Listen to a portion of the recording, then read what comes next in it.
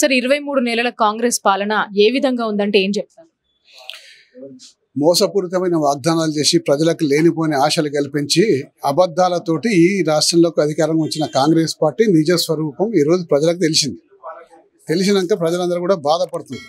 అరే ఈ విధంగా అబద్ధాలు చెప్పిండ్రు, మరి మోసం చేసిండ్రు, మాకు మంచి మంచి అంటే ప్రభుత్వం ఇచ్చిన హామీలు మాకు నెరవేరితే మా బతుకులు బాగైతాయి అని చెప్పేసి పాపం పేద ప్రజలందరూ ఆశతోటి ఎదురు చూసిండ్రు.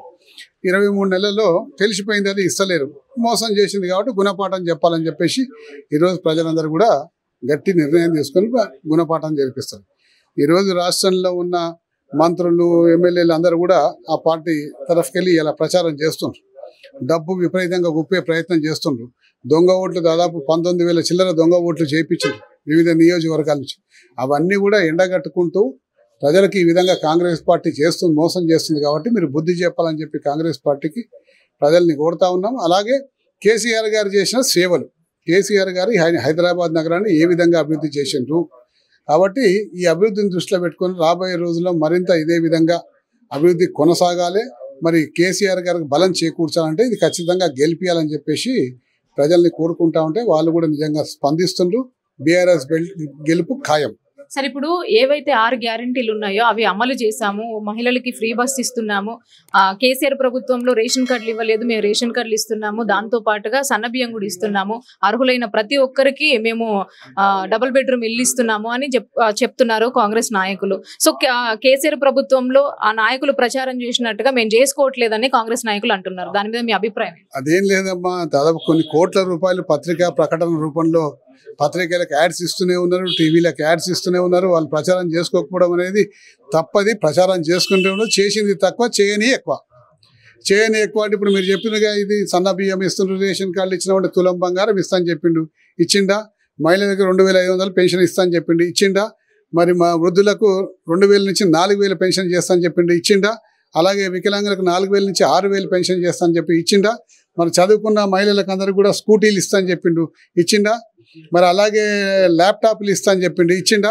ఎక్కడ కూడా ఇవ్వకుండా అన్నీ ఫెయిల్ అయిపోయి ఏదో 2-3 చేసినాక మేము చేసామని చెప్పి గొప్పగా చెప్పుకోవడం చాలా నిజంగా దురదృష్టకరం. కాబట్టి ప్రజలు గట్టిగా బుద్ధి చెప్తానికి రెడీగా ఉన్నారు. కాబట్టి ఈసారి బీఆర్ఎస్ పార్టీ గెలుపు ఖాయం. సరే, ఇప్పుడు ఇక్కడ ప్రధానంగా చూసుకుంటే జూబ్లీ హిల్స్ లో హైడ్రా గురించి మీ అభిప్రాయం ఏంటి? పేద ఇళ్ళు కూలుస్తాకే హైడ్రా ఏర్పడ్డది. ఎందుకంటే పేదల ఇళ్ళ మీద హైడ్రా కన్నేసింది. హైడ్రా ఇలా పేదల ఇళ్ళు మాత్రమే కూల్చేసింది. ఒకే ఒక నాగార్జున గారిది కూల్చేసి అదొక ఎగ్జాంపుల్ లాగా చూపెట్టేసి మిగతా అన్ని పేదల ఇళ్ళలాగా కూలుస్తుంది. ఇంకా ఎంతో మంది కాంగ్రెస్ నాయకుల ఇండ్లు ఇలా చెరువు పరిధిలో, FTL పరిధిలో ఉన్నాయి, తేలినాయి కూడా. కానీ వాటిని ఏ మాత్రం కూడా ఎక్కడ కూడా టచ్ చేయకుండా కేవలం ఏదేమేదో చేస్తున్నామని చెప్పుకోవడం ఒక బూటకపు మాటలు తప్ప వేరే పనేం లేదు. సరే, ఇప్పుడు బీసీ రిజర్వేషన్ మేము ఖచ్చితంగా అమలు చేస్తాము, అమలు చేసేదా కూరుకునేది లేదని కాంగ్రెస్ నాయకులు రేవంత్ రెడ్డి గారు కూడా అంటున్నారు. సో దాని మీద మీ అభిప్రాయం? బీసీ రిజర్వేషన్ వాంటెడ్లీ దాన్ని మేము చేస్తున్నామని చెప్పుకోనికి మోసం చేసి ప్రజలను ఎలా ఈ విధంగా తీసుకొచ్చింది. బీసీ రిజర్వేషన్ చట్టబద్ధంగా కావాలంటే చాలా స్టేజ్లు ఉన్నాయి, ఆ స్టేజ్ల ప్రకారం తీసుకుపోవాలి. కానీ వీళ్ళకు జ్ఞానం లేక అరకొరగా ఇలా సబ్మిట్ చేసి ఇలా గవర్నర్ దగ్గర పంపించింది, గవర్నర్ ఆపేసింది. బీజేపీ వాళ్ళు ఇక్కడ హౌస్లో సపోర్ట్ చేసింది, పైన ఆపేసింది. అంటే బీజేపీ కాంగ్రెస్ కలిసి ఆడుతున్న దొంగ నాటకం ఇది.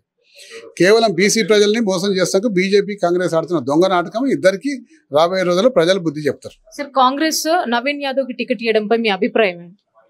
అంటే మొన్ననే మీకు స్పష్టంగా చెప్పినామంటే హైదరాబాద్ నగరంలో ఉన్న గూండాలు, రౌడీ షీటర్లు, మా ఎక్స్ రౌడీ షీటర్లు అందరినీ కూడా మొన్న నామినేషన్ రోజు ఇక్కడ అందరికీ ఈ జూబ్లీ ప్రజలకు చూసే అవకాశం దొరికింది.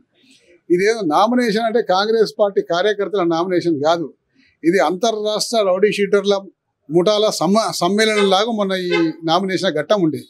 కాబట్టి ఇప్పుడే ఈ విధంగా ఉంది పరిస్థితి. రేపు పొద్దున వారు గెలిస్తే ఈ రౌడీజం కోరలలో చిక్కుని వాళ్ళు చాలా ప్రజలు ఇబ్బంది పడాల్సి వస్తుంది. కాబట్టి జూబ్లీ హిల్స్ ప్రజలు ఆలోచించుకోవాలి. సరే, ఇప్పుడు గోపీనాథ్ గారు పిల్లలు ప్రచారంలో తిరుగుతుంటే వాళ్ళ మీద కేసులు పెట్టడము, గోపీనాథ్ గారు భార్య ప్రచారంలో ఏడిస్తే అంటే దొంగ నాటకం, ఇది కేసీఆర్ ఆడిపిస్తున్నటువంటి నాటకం సింపతి కోసం అంటున్నారు.